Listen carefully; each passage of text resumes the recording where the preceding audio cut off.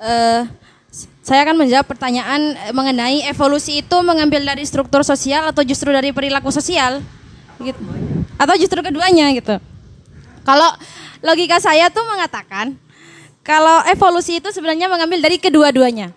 Karena sebenarnya gini, kalau dari struktur sosial tanpa perilaku, karena kan kalau struktur sosial sama perilaku sosial itu kan sebenarnya adalah dua hal yang emang saling berkaitan.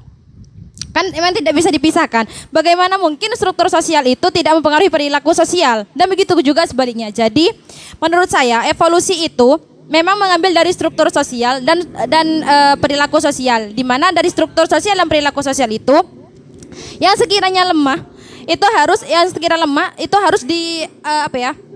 kita harus berevolusi untuk menjadi struktur sosial atau perilaku sosial yang memang sesuai dengan kemajuan atau gimana ya maksudnya. Intinya dari struktur sosial dan perilaku sosial itu mempengaruhi dari evolusi itu sendiri. Bisa diterima ya?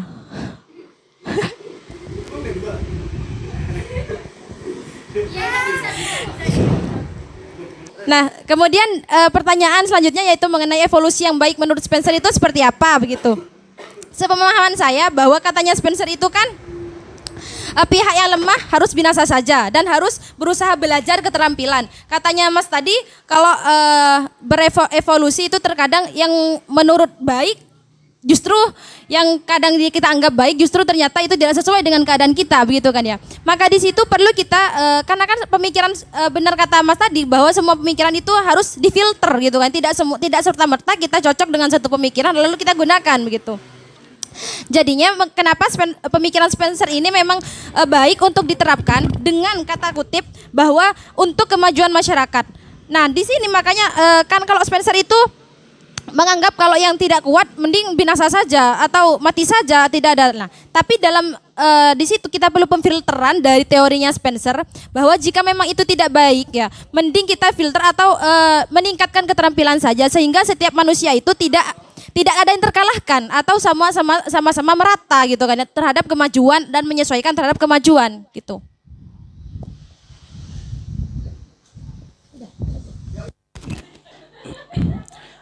Terima kasih kedatangannya ya Mas-mas ya. Karena ya mungkin nanti kita bisa ngopi ataupun sebagainya bincang-bincang ya. Mas Romli dan Mas siapa? Fatoni. Oke.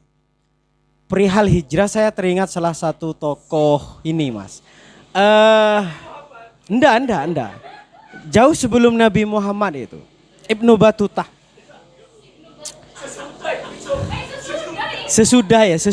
Sesudah Nabi Muhammad, Ibnu Battuta. Yang mana ya sesuai dengan definisi sampean ataupun pemahaman sampean bahwa penting sekali bahwasanya kita itu harus hijrah gitu, harus pindah, harus keluar dari daerah dan sebagainya. Karena hal tersebut akan menemukan kalau versi dari Ibnu Battuta itu kosmopolitan gitu. Jadi kosmopolitan sederhananya gini, ketika seseorang manusia itu sudah memiliki pemahaman yang luas dan wawasan yang tinggi, ya wes sudah. Maksudnya bisa dikatakan kosmopolit dan hal tersebut sangat berguna bagi dirinya. Karena yang menjadi persoalan sekarang adalah bagaimana kita membentuk diri kita itu memiliki nilai tawar. Karena kan nilai tawar ini, wah emang kalau versinya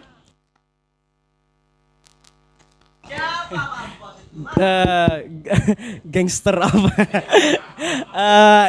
Pak Prof istilahnya, dia sekarang sakit, Kak Aang, Prof Miss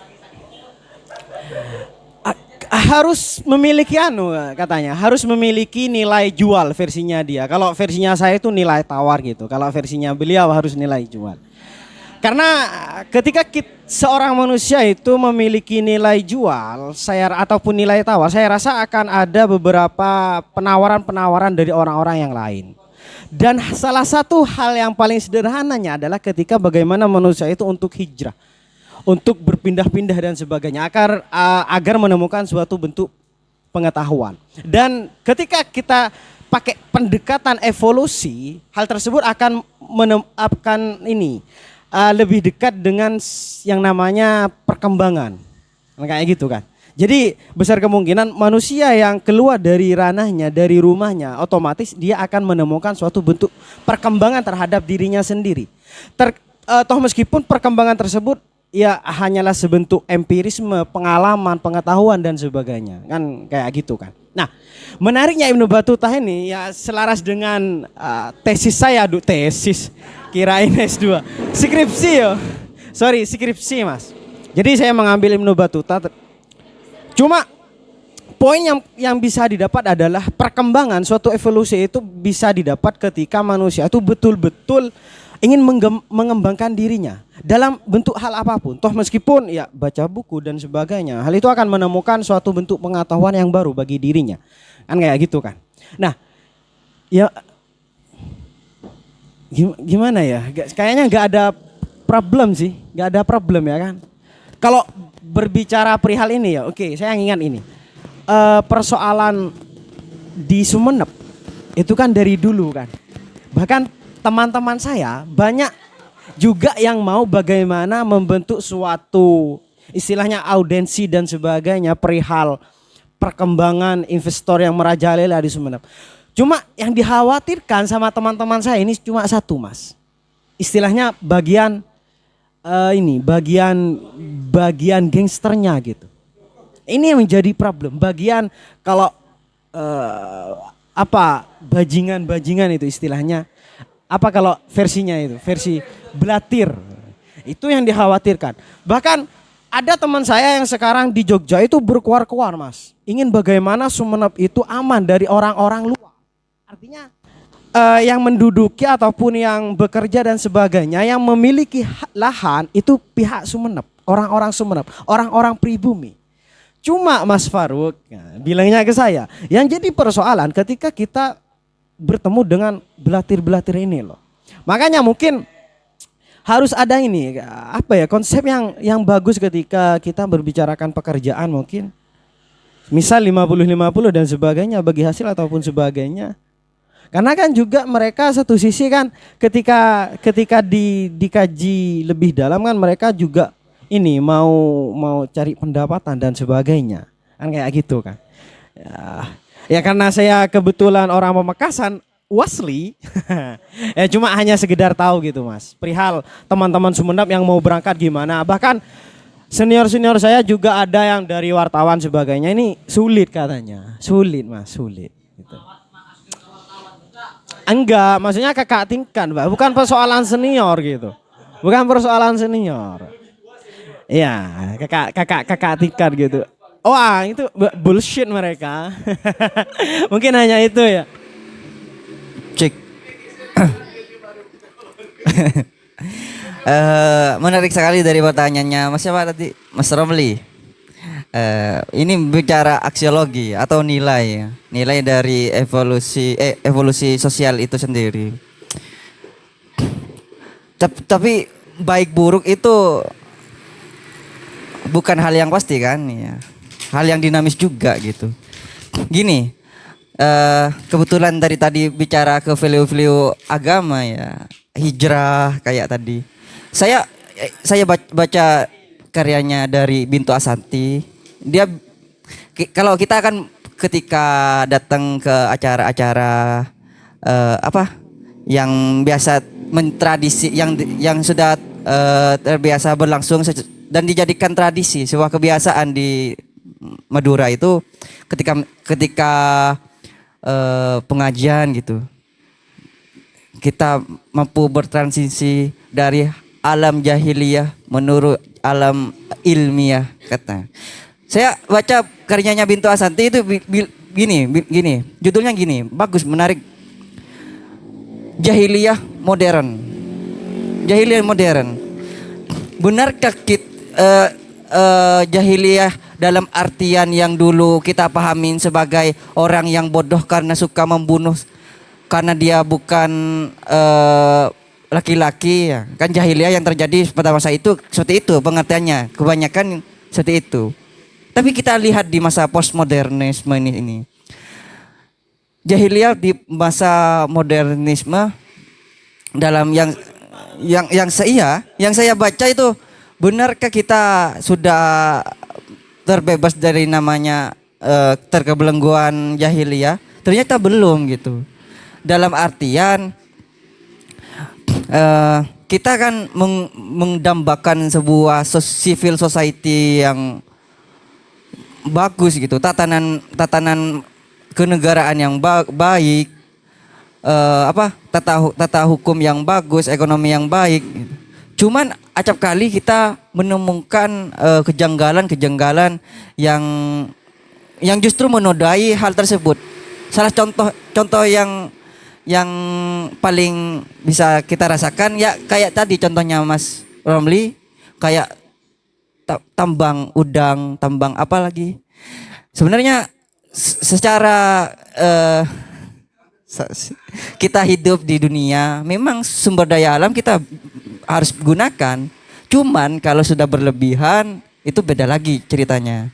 Nah, sama dengan yang tadi, jahil dalam yang saya pahami dari karya itu, jahil modernisme, dia bilang gitu, kita mendambakan sebuah negara yang ideal dengan tata hukum yang ideal, ekonomi yang ideal. Cuman acap kali kita berbenturan dengan hal tersebut. Karena apa yang melandasi itu? Karena kerakusan dari sifat manusia itu sendiri yang bisa kita hilangkan gitu. Cenderung kita ingin memperkaya diri, walaupun kita oleh Tuhan diberikan takaran untuk melakukan mengambil sumber daya alam kita. Toh itu yang menjadi bekal kita untuk hidup gitu.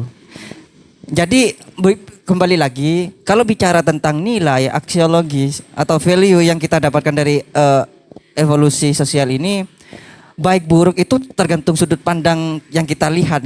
Nah, saya baca dari bukan baca, saya mendengar dari Guru Gembul. Kalau yang paham, yang sudah mungkin penonton yang pemirsa Guru Gembul tahu ya. Guru Gembul itu bisa dikatakan seorang guru PKN, tapi dia wawasannya luas karena tidak membahas tentang PKN saja, walaupun basicnya dia guru PKN, Guru Gembul. Dia bicara gini, dia membahas tentang Prabowo. Nah, dalam sudut pandang politik, dia dibilang seorang pengkhianat. Pertama, dia mengkhianati bukan relawannya, mertuanya. Iya, saya nggak mau bilang, takut saya. Nanti datang ambulan polisi yang enggak. Nah, pertama dia mengkhianati mertuanya. Ya saya enggak perlu jabarkan, mungkin mas-mas tahu ya. Yang kedua, dia mengkhianati dia mengkhianati pendukungnya pada masa capres yang kedua yang tahun lalu di tahun 2019. Nah, namun kata pengkhianatan ini kalau kita bicara dalam sudut pandang politik, iya, itu bukan hal yang buruk, bahkan diperbolehkan ya. Kan namanya politik atau siasah, kita boleh melakukan hal-hal yang mungkin menurut bagi kita sendiri itu hal yang buruk gitu, hal yang tidak berkeprimanusiaan mungkin. Nah itu sih. Jadi bicara baik buruk dalam evolusi sosial, ya kita tergantung sudut pandang. Misal kayak di One Piece ya, karena saya penonton One Piece. Kebetulan saya mencapai di pulau fishman.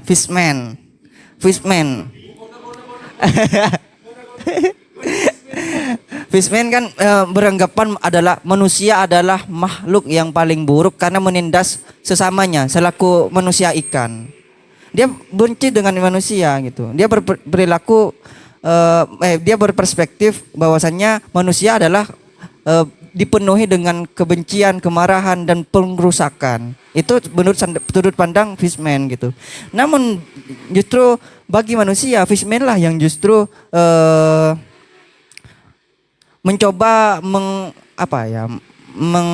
mengganti keberadaan manusia itu sendiri. Justru manusia oleh Fishman itu ingin dijadikan budak gitu. Ingin dijadikan budak. Ya bagi kalau teman-teman yang di rumah lihat One Piece di episode chapter 500-an ke atas pasti tahu ya episode ini. Ya, jadi kembali itu saja sih yang sebenarnya yang ingin saya tanggapin tentang mengenai aksiologi atau nilai yang kita bisa raih gitu. Tapi yang dari tadi jawabannya Mbak pemantik tentang ternyata evolusi sosial itu tercipta dari dua faktor tersebut, perilaku sosial dan yang kedua struktur sosial. Jadi pertanyaannya gini, beda lagi sekarang.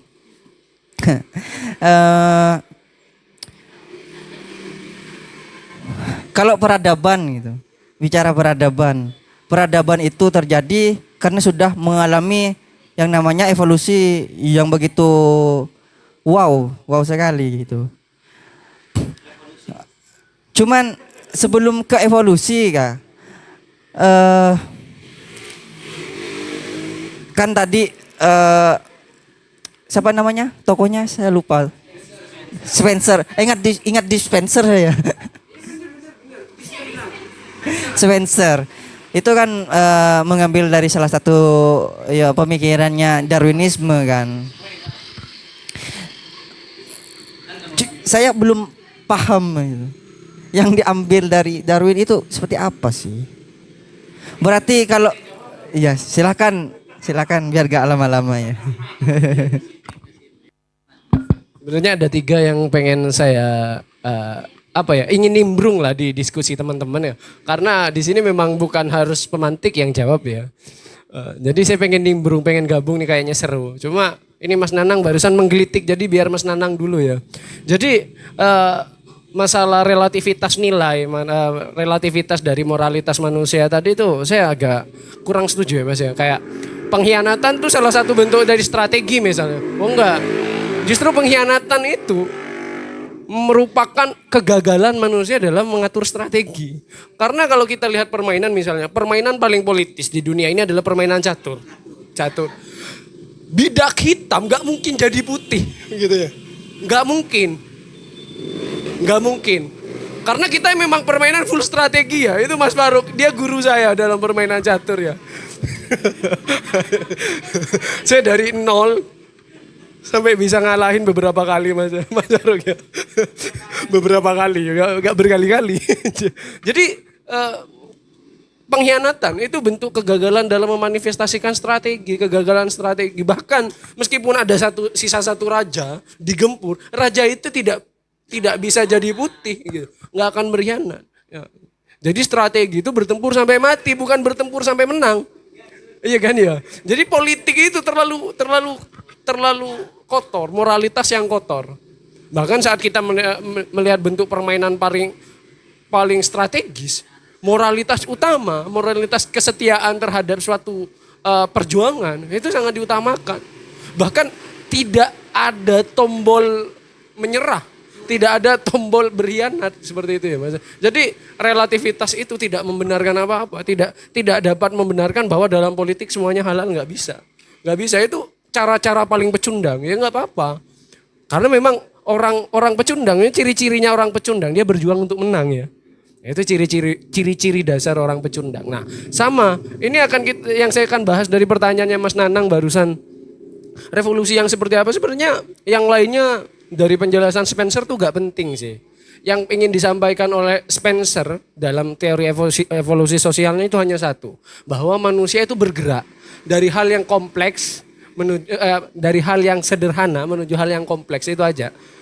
Jadi kalau dalam konteks sosial ini sangat berkaitan erat dengan ekonomi. Saya kan anak ekonomi. Jadi teori evolusinya itu hanya di situ saja. Dari masyarakat pra-industrial ke masyarakat industrial. Yang ini akan menjawab dari pertanyaan sampean tentang bagaimana fenomena investasi asing yang ada di Sumeneb. Jadi ada kegagalan di sini, ada kegagalan evolusi sosial kita. Tujuan investasi yang paling utama, ini kan ini kan perspektif ekonomi. Tujuan investasi yang paling utama itu adalah rangsangan.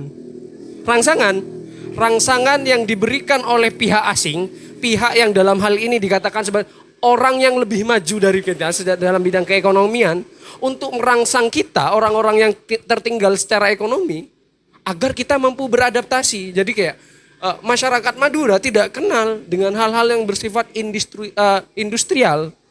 Sehingga investasi asing ke dalam ranah Madura itu tujuan utamanya, dan itu harus adalah rangsangan agar masyarakat kita memiliki wawasan tentang industrial.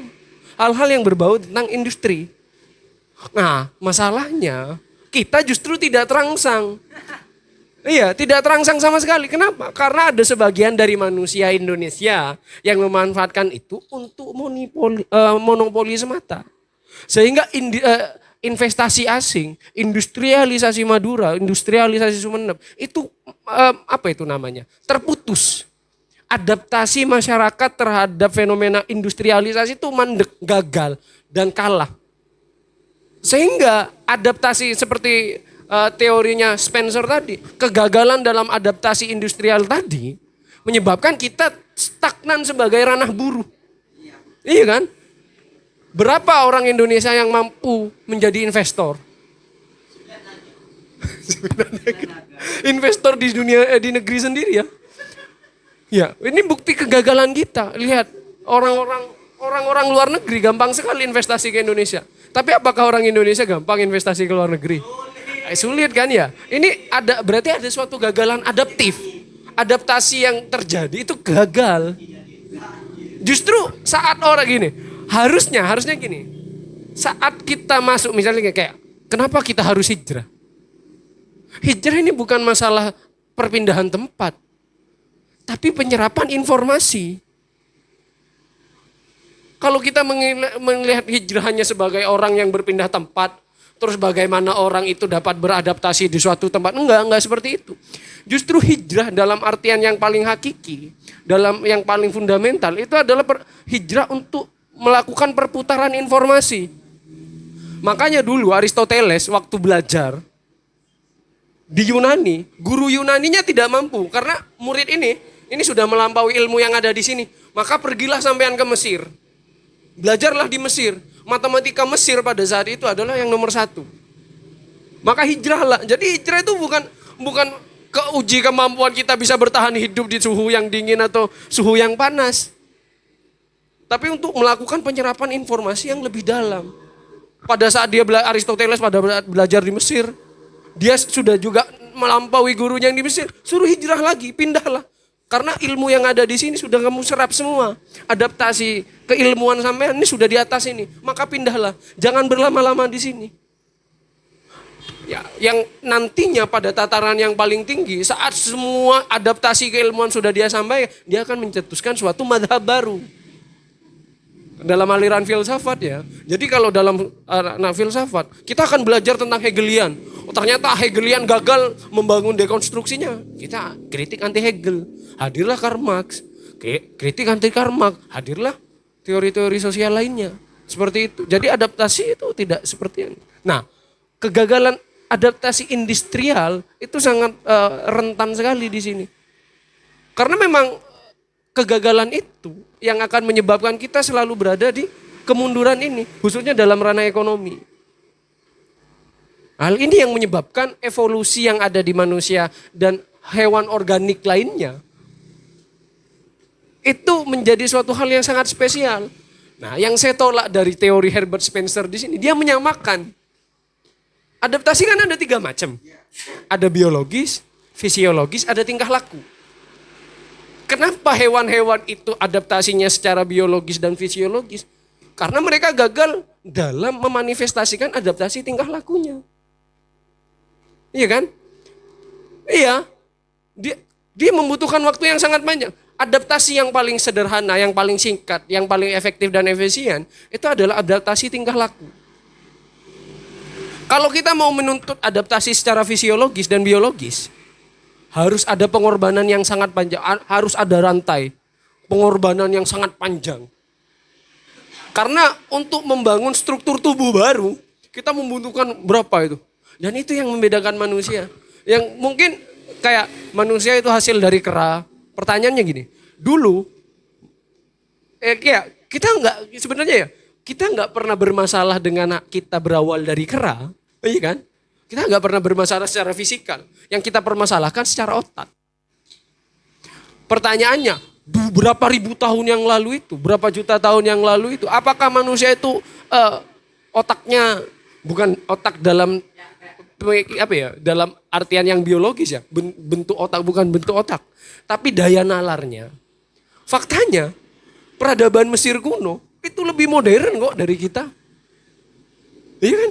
Lebih modern. Kalau kita melihat modern itu sebagai gini, modern maksudnya apa? Oh iya ada mobil di Mesir gak ada. Bukan seperti itu modern. Enggak, modern enggak gitu. Sama kayak gini, modern adanya teknologi. Kita melihat teknologi adalah teknologi robot gini-gini. Enggak.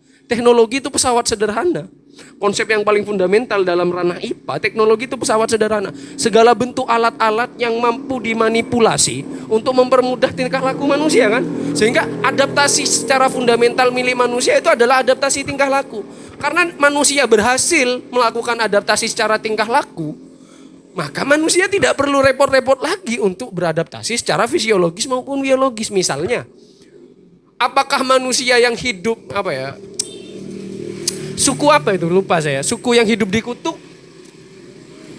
Saya lupa nama sukunya ada. Suku yang hidup di kutub. Mereka tidak tumbuh bulu. Karena kenapa? Karena tingkah laku mereka mampu mengatasi adaptasinya. Dengan cara apa? Dengan membunuh beruang dan dipakai bulunya. Sehingga kalau kita sudah selesai adaptasi tingkah laku, ini adaptasi paling mudah, paling efektif dan efisien, ngapain kita akan berjuang beradaptasi secara biologis maupun fisiologis. Nah, kesalahan Spencer menurut saya di sini karena dia menyamakan adaptasi organik dengan adaptasi yang kultural, adaptasi sosial. Evolusi sosial bukan evolusi organik. Sehingga ini ada suatu rentang yang sangat terlalu jauh dan terkesan begitu dipaksakan. Saat kita akan mengatakan bahwa sifat-sifat sosial manusia itu juga mirip dengan sifat-sifat sel, tidak ada yang masalah. Tapi saat kita akan mengatakan hal itu sama, nah itu yang mulai bermasalah. Jadi kayak semuanya dari teori-teori tadi disampaikan manusia seperti sel begini-begini, manusia seperti sel ya kan, sel itu banyak, tapi yang berpengaruh adalah sel terkuat, iya kan? Sama seperti manusia, manusia itu banyak, tapi yang berpengaruh itu adalah manusia terkuat. Tapi saat kita akan sampaikan domba, beda. Domba itu banyak, tapi yang berpengaruh bukan domba terkuat. Yang berpengaruh adalah peternaknya atau kalau enggak anjingnya. Jadi rumusan logika yang bentuknya seperti itu logis di satu sisi, tapi saat diuji dengan bentuk sistematis logika yang lainnya juga gagal. Dalam artian kita harus memberikan jarak. Evolusi sosial dan evolusi organik ada kesamaan, tapi tidak benar-benar sama. Makanya yang ingin ditanyakan, apa dasar ini? Atas dasar apa gitu? Mungkin Spencer memang seorang Darwinianisme ya. Dia melihat teori evolusi apa ya?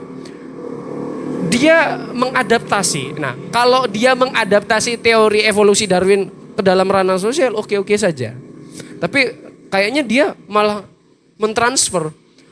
Beda ya, mentransfer dengan mengadaptasi, mengimpor. Iya, dia mengimpor, mentransfer, bukan mengadaptasi. Jadi kayak apa nilai-nilai yang baru dari hal itu? Karena memang perkembangan itu selalu bergerak dalam hal yang bersifat sederhana karena kompleks, oke. Dan secara homogen, heterogen, oke. Secara sosial gampang juga. Cuma saat kita akan kalkulasikan ke dalam ranah hal yang benar-benar bertentangan, misalnya kayak evolusi itu adalah suatu hal yang bersifat biologis, konsep dasarnya di sana milik Darwin, hal itu akan bertentangan dalam teori adaptasi juga nantinya. Sama seperti ini tadi, dikatakan bahwa asal mula religi. Dia melihat bahwa asal mula religi ini berdasarkan kepada ketakutan manusia akan kematian. Sehingga menghasilkan suatu bentuk paham animisme. Sehingga menghasilkan bentuk paham namanya reinkarnasi. Semua itu merupakan manifestasi manusia karena takut mati. Pertanyaannya, manusia itu takut mati? Itu tidak semua manusia yang takut mati. Iya kan? Tidak semua. Kalau kita melihat bagaimana filsuf Seneca memanifestasikan ketakutan kematian itu bukan suatu ketakutan. Jadi kayak ini terlalu satu sisi kesimpulan tadi bahwa agama itu dihasilkan dari ketakutan akan mati. Enggak. Seneca buktinya ketakutan akan mati dijadikan kekuatan tapi tidak menghasilkan agama, menghasilkan filsafat malah. Filsafat stoik. Siapa kemarin? Kan? Jadi ketakutan akan mati tidak menghasilkan agama. Kenapa? Karena berubah beda lagi ya. Jadi kayak agama itu dihasilkan dari ketakutan kematian itu masih satu sisi. Jadi ini melihat bahwa bagaimana teori evolusi sosial ini loncatannya terlalu jauh sih. Apakah ini yang dinamakan nggak jadi. Jadi gitu Mbak. Apakah sampean juga memiliki opini terhadap teori evolusi sosial ini? Karena memang sepertinya teori ini bukan hambar, terlalu cocok logi saja. Seperti itu Mbak. Mungkin Mbak Wil. Sebenarnya menanggapi ya Kak dari pertanyaan sampean, apakah mentransfer atau justru beradaptasi? Ya mengadaptasi. Nah jadi dari literaturnya ini disebutkan bahwa sebenarnya Herbert Spencer ini menganut paham positivisme, di mana dia itu berusaha hanya menerapkan prinsip-prinsip ilmu alam, tapi ke dalam ranah yang sosial Kak gitu. Jadi dia tidak serta-merta pas menyamakan Kak, dia itu cuma menerapkan, makanya di situ dia dia tuh berkaca atau berpatokan kepada teorinya Darwin bahwa dari yang sederhana menuju ke kompleks gitu, tapi dia menerapkan dalam hal sosial gitu Kak. Bisa diterima? Mengadaptasi, enggak mentransfer. Kalau mentransfer kan harus sama Kak, kali ini kan enggak gitu. Clear. Jadi kegagalan adaptasi menurut Spencer dalam ranah evolusi sosial itu seperti apa? Apa kepunahan? Misalnya tadi kan ada genosida. Nyah kan? Atau subaltern jadi masyarakat yang subordinat. Jadi kegagalan manusia dalam evolusi sosial itu seperti apa menurut Spencer, Mbak? Jadi kalau misalnya apakah kalau dalam ekonomi orang miskin itu adalah orang yang gagal secara evolusi sosial? Itu, Mbak. Enggak, soalnya jawab iya barusan kan. Oh iya. Apakah seperti itu? Atau apakah orang yang misalnya suku Sentinel itu suatu pulau, orang yang ada di pulau yang tidak tersentuh oleh peradaban modern. Apakah orang yang tidak tersentuh oleh revolusi sosial masyarakat modern, apakah orang yang dalam ranah masyarakat modern itu adalah orang-orang sampingan, orang-orang yang subaltern, orang-orang yang seperti kita mungkin. Ada yang punya saham di sini, nggak ada ya, subaltern. Pertanyaan dari Kak Banu ya, mungkin gini Kak, yang kalah itu nanti harus bisa menyesuaikan. Kan katanya Spencer itu kalau dari Darwin kan harus binasa. Mungkin kalau kita praktekkan ke dalam yang lebih konkret ya, kalau misal ke kebudayaan, harusnya kita lebih bisa menyesuaikan. Artinya memang benar kita kalah dalam hal menyesuaikan, makanya dari situ kita harus mengikuti. Misal kita bawa ke katanya Kak Banu tadi yang ke kolonial ya. Kalau kolonialisme seandainya kita dulu bisa memenangkan atau bisa menyaingi dia pihak-pihak kolonial, harusnya kita nggak harus menyesuaikan diri dengan kolonialisme. Itu kan menunjukkan kalau kita kalah untuk menang gitu kan ya Kak. Menunjukkan kekalahan untuk menang. Iya kan, awalnya kita kalah ya kan Kak. Nah dari situ kita kalah, kita harus menyesuaikan karena kita tidak bisa bersaing dengan pihak-pihak barat, makanya kita harus kita kalah dan kita harus menyesuaikan dengan kebudayaan yang mereka terapkan. Nah dari kebudayaan itu baru kita adaptasi sehingga kita bisa memulai ya strategi-strategi baru yang kemudian disitulah pada beberapa ratus tahun kemudian dicapailah kemerdekaan. Mungkin itu saja ya Kak mengenai kekalahan dari evolusi. Berarti sampai mengatakan kemerdekaan kita ini kemerdekaan impor dari ajaran barat. Tidak murni nih. Saya tanya aja.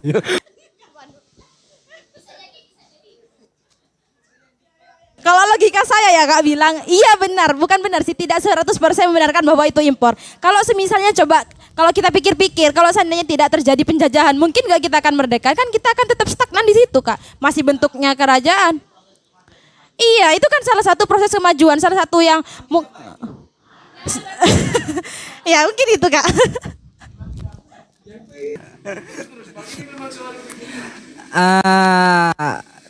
Ini sudah agak jauh tentang perspektif-perspektif yang kita pakai begitu. Ada yang memakai tentang sudut pandang kolonial gitu, yang serba-serbi pakai apa ya, politik kira-kira seperti itu. Dan kemudian juga bagaimana Mbak pemantik tadi juga menyetrum terhadap kebudayaan begitu. Bagaimana evolusi itu yang berkebudayaan maksudnya gitu. Bagaimana sebenarnya asik tadi apa itu istilah yang diberikan oleh Mbak itu tadi bahwasanya negara kita itu negara berkembang. Mari kita telisik. Ada misalnya seperti ini ya. Lawan kata begitu. Kira-kira lawan kata. Maju tentu mundur lawan katanya begitu. Bukan berkembang.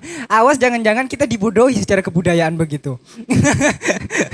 Kita terlalu bangga dengan negara kita yang berkembang. Akan berproses untuk jadi maju. Atau hanya sekedar iming-iming budaya saja.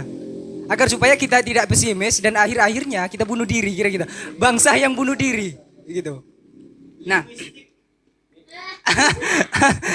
Ya, ini sebenarnya sudah lama menjadi hantu dalam pikiran saya tentang negara berkembang dan negara maju itu. Ya saya dapatkan waktu di SD, SMP, ya SMA tetap begitu. Indonesia itu negara berkembang gitu. Sampai ke kampus semester 1 PPKN ya Indonesia itu negara berkembang. Kapan majunya Pak? Kira-kira pertanyaan sederhana namun sulit untuk dijawab gitu. Ya, begini.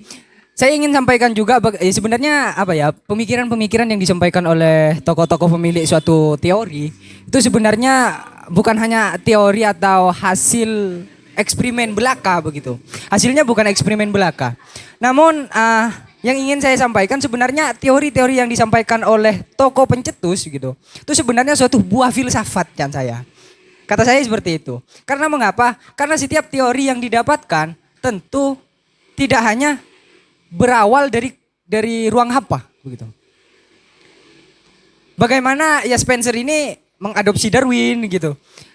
Tentang teori alamnya begitu, bagaimana evolusinya gitu. Itu sebuah bentuk bahwasanya ya Spencer juga seperti itu begitu. Adalah hasil pemikiran namun berbuah menjadi filsafat. Sebenarnya filsafat itu adalah cara cara bagaimana kita berpikir kira-kira seperti itu yang saya pahami tentang filsafat. Tentu yang saya ingat bahwasanya sebenarnya filsafat itu ibaratnya senjata kira-kira seperti itu. Kita menggunakan filsafatnya Spencer, teorinya Spencer kali ini cocoknya untuk apa? Untuk kehidupan kita sekarang ini. Kalau semisal diterobos atau dipandang dari sisi bisnis, misalkan yang Mas Banu sampaikan tadi, tentu akan membuahkan kapitalisme.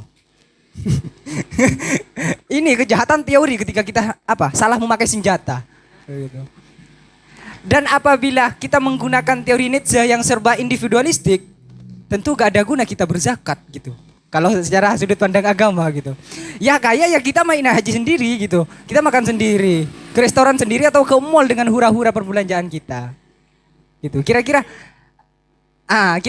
sebenarnya ini lagi ya yang perlu kita koreksi pada kesempatan diskusi pada kali ini, pada sore hari ini. Sebenarnya Spencer itu yang cocok itu untuk apa, Pak? Kira-kira seperti itu. Mas. Atau kira-kira lebih cocoknya Spencer itu ya tentang penyadaran diri. Bagaimana suatu bangsa kalau kita berbicara komunal bukan secara individual, bagaimana suatu bangsa itu memiliki progres untuk merubah karakter bangsa. Kalau asik lagi tentang kebudayaan yang disampaikan oleh Sultan Takdir Ali Jabana gitu. Bapak kebudayaan begitu, Sultan Takdir Ali Jabana, bisa kita kenal dengan STA singkatannya gitu.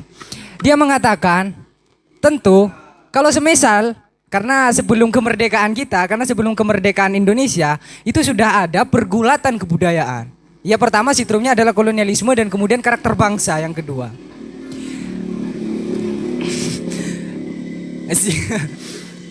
Lah, karakter bangsa yang menjadi minus bagi Sultan Takdir Alis Jabana. Wong sekarang era modernitas, ngapain bangsa kita terlalu menyanjung-nyanjungkan prestasi yang telah didapatkan oleh bangsa-bangsa sebelumnya. Misalkan Borobudur. Indonesia punya apa sih? Ya wong Borobudur gitu, punya Prambanan. Lah, kok masih seperti itu di era modernitas motivasinya begitu. Indonesia ini punya apa untuk era ini gitu. Oh ya, ya. Tentu kalau kejelekan tidak bisa diikut sertakan terhadap kontestasi begitu. Kalau masalah kejelekan ya masalah keburukan gak terlalu penting untuk diikut sertakan terhadap kontestasi begitu, apalagi koruptor gitu. Alhamdulillah. Kalau gitu. Ya asalkan Chan Sioki Madasari itu di esai Jawapo saya temukan, asalkan jangan dipamer-pamerkan di media sosial kekayaannya begitu. Ya, tentang sudut pandang kebudayaan. Terus bagaimana problematika di bangsa kita tentang sudut pandang pendidikan? Itu perlu ditelisik lagi begitu. Karena setiap teori tentu memiliki hal yang sangat pas terhadap keadaan kita. Karena ya apalagi filsafat begitu akankah berbuah filsafat, tentu akan bisa kita pakai sesuai dengan kebutuhan kita sebagai senjata. Kalau makan soto ya pakai sendok, kalau makan bubur jangan pakai garpu gitu. Kira-kira seperti itu analoginya sederhana terhadap bagaimana kita menggunakan filsafat begitu. Ya mungkin barangkali itu ini asik kalau masalah pembenahan diri tentu bisa pakai Sigmund Freud gitu ya, tentang super ego. Bukan ya, Spencer ini gak tahu sekarang. Ini sama halnya juga tentang penyadaran diri, berevolusi gitu. Dari hamba sahaya jadi raja di singgasana, kira-kira seperti itu. Ya barangkali mungkin ada terobosan baru kali ini, mungkin ini menjadi poin-poin dalam diskusi kali ini. Tadi sudut pandang bisnis juga disampaikan oleh Mas Bano gitu. Perihal ini kayaknya makin menarik ya. Makin adanya senja makin menarik kayaknya. Cuma karena saya orang yang agak prihatin sama ini, spiritualitas saya Mas. Jadi simple-simple ya Mas. Soalnya hampir jam 5 gitu. Masih belum penyembahan gitu Mas. Cocoknya gimana ya? Nah, kembali ke tadi ya, perihal saya juga cari-cari beberapa literatur yang ada di situ. Cuma saya menemukan di The Psychology Books itu perihal Herbert Spencer. Ini kayaknya lebih ini dijuang-juang generasinya itu. Ini saya agak bingung juga sih. Ada Herbert Martineau dan juga Karl Marx di situ. Jadi pandangan dari Herbert Spencer itu kayaknya lebih mengarah dari dua orang tokoh ini gitu. Karl Marx bagaimana dia memperjuangkan proletar terhadap borjuis kayak gitu kan. Nah, Herbert Martineau ini saya agak lupa Mas. Soalnya bahasa Inggris gitu. Dan kebetulan bahasa yang digunakan agak jelimet ya. Jelimet. Ya, bahasa Inggris kan. Cuma saya rasa perihal evolusi sosial. Oke, mohon maaf untuk Sigmund Freud itu memang iya di ego dan super egonya Mas. Cuma perihal kesadaran diri ini saya teringat stoik emang. Yang asik itu stoik. Ada meditation, ada Seneca dan teman-temannya dan yang lain gitu. Nah, cuma perihal Spencer, saya rasa ini evolusi sosialnya lebih mengarah bagaimana kita memahami perkembangan masyarakat yang ada di situ. Jadi perkembangan masyarakat daerah mana misal pakai pendekatan evolusi Spencer itu mencocokkan kayaknya asik gitu. Semisal bagaimana perkembangan di Sumeneb dan sebagainya.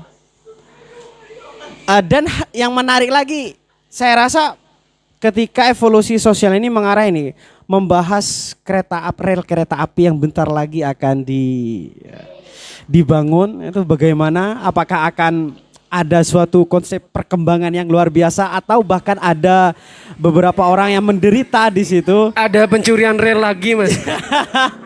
Ya kurang tahu karena kabar-kabarnya juga teman-teman ini sudah hampir mau menggabungkan pasukan, Mas, untuk bergerak gitu. Soalnya melihat negatifnya mungkin ya, kurang tahu lah dari teman-teman.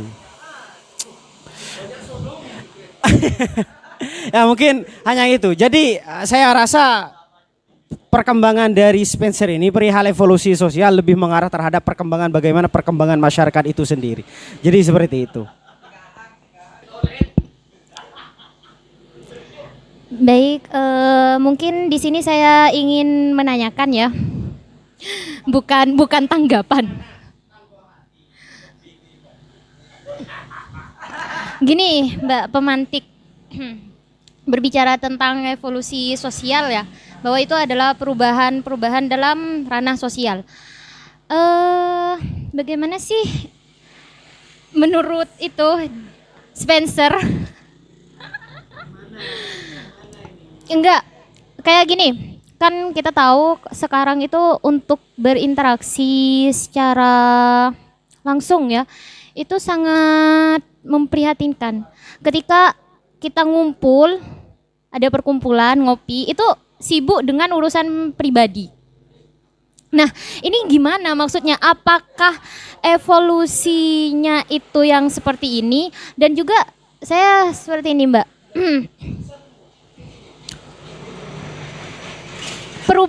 Perubahannya ini apa ke ranah yang lebih baik atau justru ke ranah yang lebih anjlok gitu? Karena melihat bahwa dengan adanya teknologi, kemajuan teknologi, kita malah jadi seseorang yang gimana ya, Kak? Seseorang yang penyendiri gitu. Untuk bersosial itu jarang kan? Karena kita menggunakan HP. Biasanya untuk bersilaturahmi itu ke rumahnya, tapi sekarang sudah menggunakan HP gitu.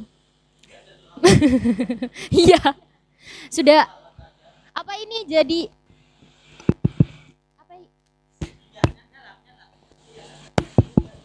cek apa ini jadi problem juga, dan mungkin bisa dijawab dari sudut pandangnya Spencer. Itu aja. Muhammad.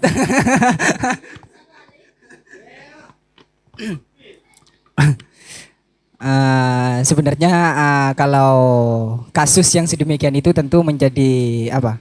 Menjadi spesifikasi dari plus minus terhadap keadaan atau semakin canggihnya sebuah teknologi gitu.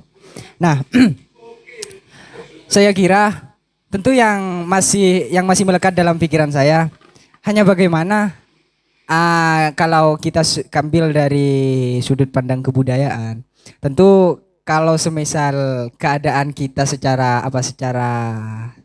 tempat begitu, kita berada di Madura dengan keluarga, dengan kerabat yang lainnya itu sebelumnya begitu. Namun sekarang mengapa harus mereka berjauhan atau ada kerabat-kerabat yang jauh? Itu tentu efek samping dari stereotip dari masyarakat Madura, atau bisa dikatakan dengan pragmatisme orang Madura gitu. Kalau kita ambil sudut pandang, dan itu tentu ini asik juga dibahas karena mengapa? Ini juga memiliki suatu indikator bagaimana sebab musabab kita bisa berinteraksi secara bentangan jarak begitu. Bisa dikatakan bahwasanya bagaimana dengan kecanggihan bisa kita menggunakan dengan teori Spencer, tentu secara kualitas atau dengan semacam ya kualitas diri atau suatu kualitas kebudayaan, tentu bisa ditandai dengan adanya teknologi. Itu merupakan buah hasil dan juga prestasi bagaimana bangsa ini dapat merubah keadaan sebelumnya menjadi bukan yang lebih baik semestinya ya. Bisa dikatakan beranjak dari poin 1 ke poin 2. Dari kita bisa bertatap muka secara nyata, secara realita, tentu akan mendapatkan hal baru, juga kita bisa bertatap muka melalui layar, dan layar tersebut bukan hanya dilakukan atau bisa hanya digunakan untuk bertatap muka atau video call gitu, tapi bisa digunakan dengan cara lain. Itu merupakan dari poin 1 menjadi 2 poin yang didapatkan begitu. Bukan teknologi bukan hanya satu arah yang kita gunakan begitu.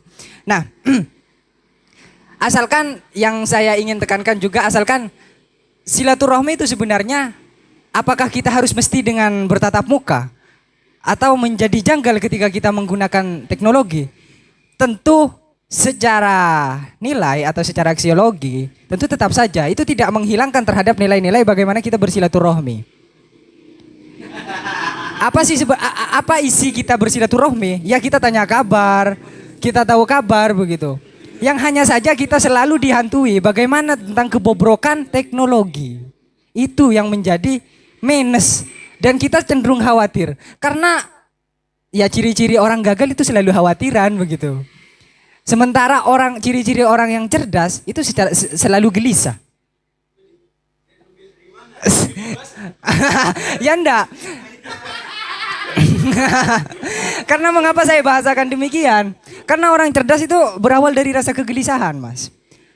Karena setiap ada suatu kenyataan mereka gelisah. Karena mereka tidak ingin berdiam dalam satu tempat atau dalam kungkungan zaman, kira-kira seperti itu. Kalau semisal kita sudah menemukan minus dari adanya teknologi ini, kita gelisah, oh tentunya kita menggunakan teknologi itu secara bijak. Lah, kalau khawatir, jangankan pegang, dengar saja dengan adanya teknologi yang sering disalahgunakan, kita tidak bisa kita terlalu takut untuk memegang teknologi. Atau bisa data pribadi kita terbongkar secara publik gitu. Itu ciri-ciri khawatir dan gelisah perbedaannya, kata saya gitu. Ya asalkan yang ingin saya tekankan lagi, bagaimana aksiologi nilai atau nilai-nilai dalam silaturahmi itu tidak hilang. Hanya saja media, jalan saja begitu, yang menjadi beda. Dan itu ya diterapkan oleh pembaharu-pembaharu Islam gitu ya. Tentang bagaimana teori-teori dan gitu. Pembaharu-pembaharu Islam seperti Rashid Ridho gitu. Ya apalagi ketika kita dibenturkan dengan Muhammad Iqbal gitu. Fazlur Rahman yang memiliki double movement gitu. Yaitu, itu merupakan bentuk semacam interpretasi keadaan. Kata bisa diserap dari teks-teks suci begitu. Itu diserap namun tidak menghilangkan nilai-nilai gitu. Dulu orang yang ingin melakukan transaksi tentu menggunakan 2 saksi. Namun sekarang kita cukup dengan 2 kwitansi. Itu sudah mewakili 1 dipegang teller, 2 dipegang nasabah. Itu sudah menjadi contoh bagaimana nilai dalam teks suci dan syarat-syarat dalam transaksi itu dapat dikabulkan tanpa menghilangkan nilai-nilai gitu. Ya seperti halnya kita bersilaturahmi secara realita, bersilaturahmi secara bermedia begitu. Itu asalkan tidak menghilangkan nilai. Ya namun dengan peningkatan teknologi kita kehilangan spirit, itu saja. Ya cek saking kalau saya bahasakan sederhana dengan kebudayaan Madura, arapa ma'atamoy, karena bukan hanya menanyakan kabar, tapi terutawah terhadap rasa kopina, karena kopi itu menandakan bahwasanya bentuk keikhlasan tuan rumah atau bisa dikatakan juga kebahagiaan tuan rumah. Yo kalau manis berarti bahagia, kalau pahit oh ya sengaja begitu, jadi bisa dikatakan ya cek namoy begitu. Tidak pada yoje diusir gitu kira-kira. Itu mengandung filosofi. Ya begitu pula begitu pula dengan spirit begitu. Begitu pula dengan spirit menanggung berbagai hal ya filosofi. Bukan hanya ingin tahu kabar bersilaturahmi kalau secara realita, tapi ingin pegang kulitnya, ingin tahu apakah dia dingin sehat-sehat saja. Oh berarti kalau panas berarti agak sedikit demam gitu. Itu yang hilang dalam teknologi. Kalau semisal bersilaturahmi dalam teknologi, spirit gitu yang hilang. Nilai-nilai spiritualnya yang hilang. Itu saja barangkali kalau semisal masih menggantung pertanyaan jawaban dari pertanyaan Mbak tadi itu, ya saya mohon maaf ini karena Karena akhir-akhir ini saya juga asik bisa dikatakan bukan bermedia sosial. Tentu saya ingin asik jadi filosof teknologi begitu, era teknologi sekarang. Gitu. Ya, barangkali itu saja dulu, Mas Bano. Sebelumnya saya ucapkan salam dulu. Assalamualaikum warahmatullahi wabarakatuh. Tentunya tak lupa penghormatan, salam hormat bagi teman-teman simposium di agenda diskusi pada kesempatan kali ini. Tentunya ruang-ruang seperti ini adalah ruang-ruang untuk bagaimana kemudian menyiapkan pemuda atau penerus-penerus bangsa atau jenjang estafet bagi kekuasaan ke depannya. Bicara tentang evolusi sosial tentunya lebih menarik kemudian ketika dikaitkan dengan era teknologi pada kesempatan kali ini.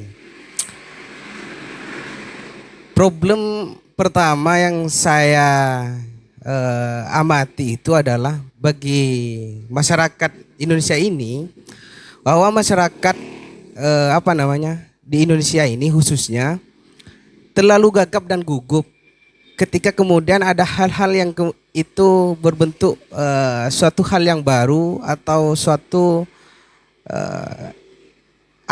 evolusi yang anyar gitu kan.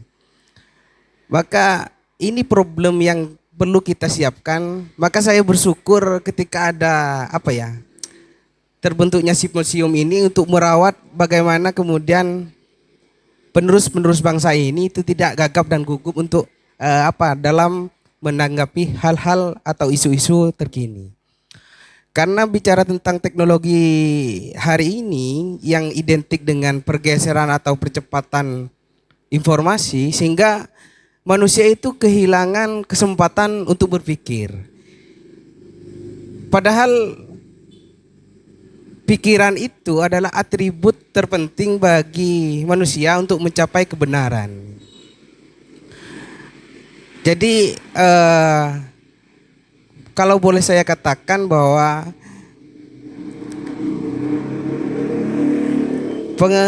pencarian atau pendakian intelektual itu boleh sejauh-jauhnya, tapi pendakian spiritual itu harus setinggi-tingginya gitu. Jadi itu yang kemudian menjadikan sebuah pondasi bagi pemuda untuk menyongsong bangsa ini ke depannya gitu. Jadi bicara evolusi sosial, tadi pemantik saya kan datangnya lambat, kemudian saya tidak mendengar secara utuh apa yang kemudian disampaikan. Jadi bagaimana kemudian ketika dikaitkan dengan masyarakat yang atau SDM kita yang gagap dan gugup terhadap hal-hal yang itu baru bagi mereka gitu. Evolusi sosialnya bagaimana kemudian mengatasi bagaimana menghadapi masyarakat atau penduduk di bangsa ini yang gagap dan gugup dalam hal-hal yang baru itu. Mungkin itu. Ucapkan terima kasih. Assalamualaikum warahmatullahi wabarakatuh. Baik, terima kasih kepada teman-teman yang sudah berpartisipasi.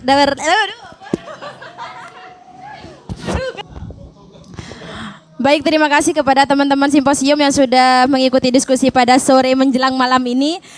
Itu saja yang bisa saya sampaikan pada sore hari ini.